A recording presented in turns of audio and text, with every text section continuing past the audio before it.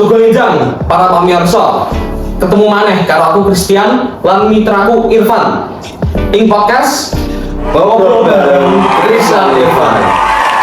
Dino iki awake dhewe bakal ngrembug babagan pawarta sing rame dibahas dina-dina kepungkur iki. Ana kasus ruda peksa ing Jawa NTT nalika dina Valentine. Iki dadi pangeleng kanggo dhewe kabeh supaya luwih waspada lan ngerti carane nyegah kedadian kaya ngene iki. Monggo dhewe delok kilas pawartane.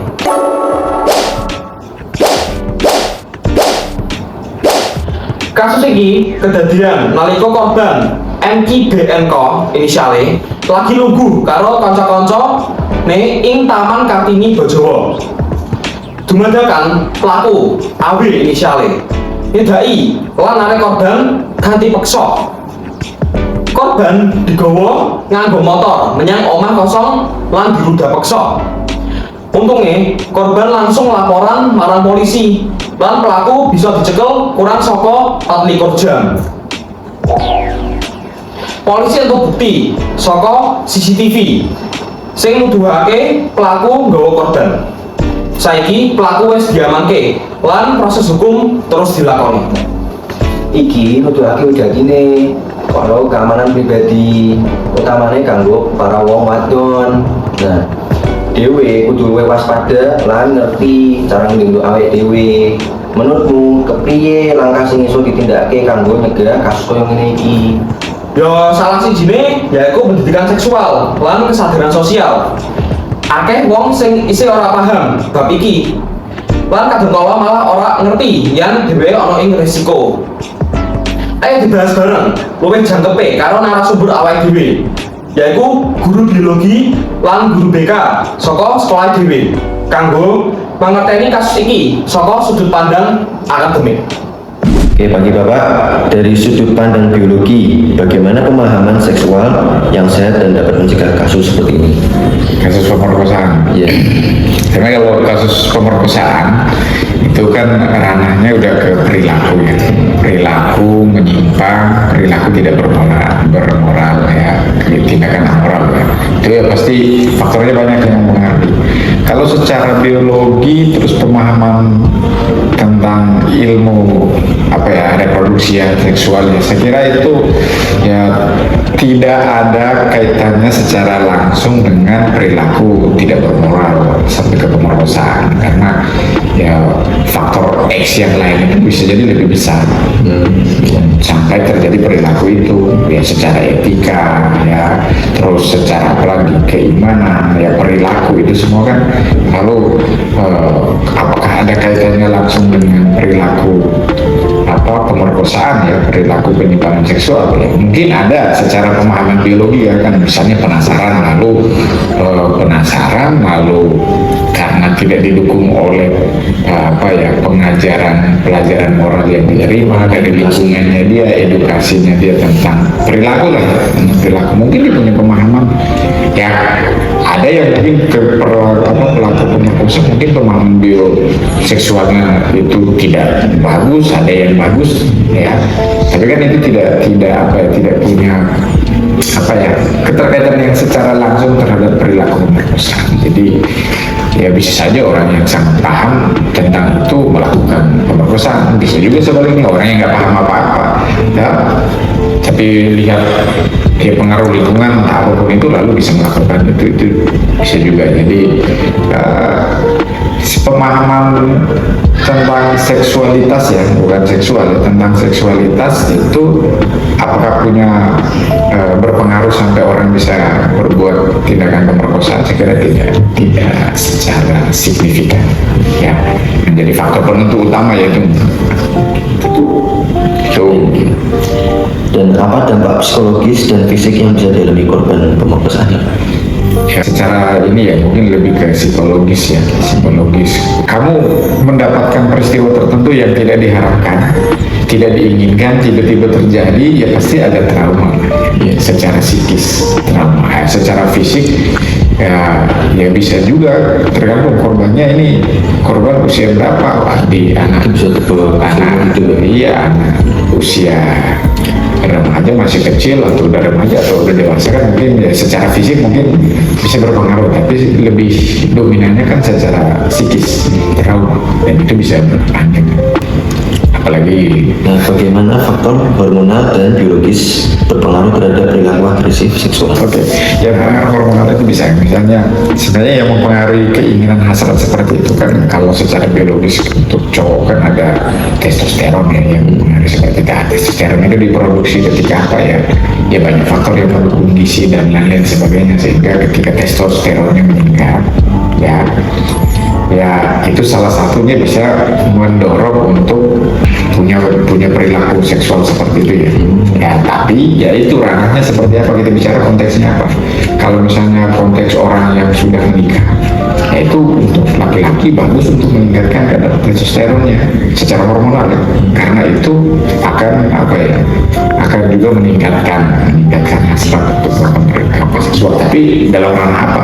Ya kalau kasus pemerkosaan seperti ini lagi-lagi tadi kita balik ke pertanyaan pertama ya, karena itu tindakan yang tidak bermoral, melanggar etika, ya hormonal bisa berpengaruh ya. Hormonal ini sebenarnya hormonal itu diperoleh dari apa sih? Misalnya laki-laki peningkatan testosteron dari makanan, dari aktivitas olahraga itu bisa meningkatkan testosteron. Baik, terima kasih ya Pak atas wawancara. Oke. Sip. Ya, selamat pagi Buana dan teman-teman semuanya yang menonton. Jadi hari ini saya ingin menanyakan pendapat, ingin mewawancarai narasumber saya yaitu Pak Pet di sini sebagai guru BK mengenai berita yang kami pilih itu tentang pemerkosaan. Nah, pertanyaan pertama nih Pak, aku mau tanya soal pemerkosaan nih. Topiknya ada pemerkosaannya. Jadi bagaimana orang pendidikan konseling di sekolah dalam mencegah tindakan kekerasan seksual? Oke, bagaimana mencegah ya? Untuk mencegah itu kami paling pernah mendatangkan narasumber untuk membahas bagaimana sih mengenai perilaku tentang seksualitas. Makanya sebagai preventif, jadi pencegahan itu. Kalau itu misalnya terjadi lalu bagaimana? Kalau terjadi ya mau tidak mau itu rujuk ke psikolog. Di pencegahan itu bermacam-macam ya, sifatnya preventif, ada juga yang kuratif. Preventif itu mencegah supaya tidak terjadi.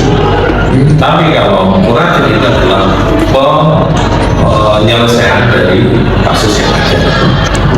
Itu pacarnya jangan terlalu Ekstrim gitu ya. Pertanyaan gue nih, apa langkah-langkah yang bisa dilakukan siswa nih jika mengalami kejadian seperti ini agar dapat melindungi diri sendiri dan teman-temannya juga? Yang pertama saya bilang setahun, kalau bergaul itu harus hati-hati, harus waspada. Kalau misalnya punya pacar, ya itu juga harus lebih bijak, bahkan juga harus menjaga. Boleh bergaul, tapi pergaulan yang saling mengembangkan, saling menumbuhkan, bukan malah saking senengnya terus berbuat yang macam-macam ya. Mungkin kosan ya sama apalagi mungkin itu kekerasan. Visualnya nggak boleh ada kekerasan. Bagaimana cara mengatasi jika misalnya kita tuh mengalami trauma ya, jadi trauma korban kekerasan tersebut? Kalau dari sudut pandang konseling gimana? Wah, mulai trauma. Nah, untuk trauma dilihat dulu tingkat trauma. Kalau pengalamannya itu tidak terlalu berarti pada konseling sudah selesai. Tapi kalau pengalaman itu sudah mengkasihkan, buat yang namanya trauma itu sudah begitu berat atas malam itu menyakitkan, lalu yang lain lagi kalau sudah sampai banyak pikiran-pikiran yang irasional. Maka untuk ini kalau yang lain ya kita perlu misalnya psikiater atau psikolog untuk menyembuhkan ini. Karena kami lebih kalau punya konseling lebih mengenai dan lain mengenai permasalahan. Tapi kadang kami pun untuk hal-hal itu ya kami mungkin tidak ada apa ya, tidak ada bagiannya. Iya. Dan kalau sudah selalu mau begitu itu ya psikolog. Benar. Apalagi kalau yang bersangkutan adalah tidak bisa berpikir secara wajar. Tapi kalau seperti itu kan masih mau usaha saya berpikir, mari kita lihat kasus per kasus, lalu kamu harus bisa mengambil keputusan. Tapi kalau orang itu sudah susah mengambil keputusan atas pengalaman yang traumatis itu, ya sudah kita lempar ke yang lebih ahli. Itu yang saya kira menguji antisipasi kalau sudah traumatis. Traumatis itu adalah pengalaman psikologis yang begitu menyakitkan dan sangat dalam di dalam pengalaman tadi. Itu yang pengalaman. Begitu guys. Oke, yes. Sekian dari wawancara kami, Pak. Terima kasih, Pak. Saka wawancara dhewe, udah paksa ora mung perkara biologis, nanging uga dipengaruhi faktor moral, sosial lan lingkungan. Hormon iso ndorong hasrat seksual, nanging ora langsung nyebabake tumindake udah paksa. Dampaknya ora mung fisik, nanging uga psikologis, kaya trauma lan depresi. Mulane pendidikan seksual lan bimbingan konseling kuwi penting kanggo nyegah lan nulungi korban. Kasus rude peksa ing Bojowo iki nuduhake pentingnya ngati-ngati karo wong sing dhewe ora ngerti. Nah, jadi kasus ini ngelingake dhewe kabeh supaya tansah ngati-ati lan ngerti hak-hak dhewe. Pendidikan seksual sing bener lan pemahaman sosial digadi banget supaya dhewe bisa nglindungi awake dhewe lan wong liya saka kekerasan seksual. Moga-moga kasus koyo ngene iki ora bakal kedadian meneh. Lan kita kabeh iso sinau saka pengalaman iki supaya iso dadi masyarakat sing luwih aman lan sadar. Matur nuwun kanggo para pirsawan sing wis nonton video iki, aja lali kanggo nyebarake informasi iki supaya bisa dadi pangeling kanggo kabeh wong. Tetap ngati-hati lan tansah jaga sapa padha. Sampun matur nuwun.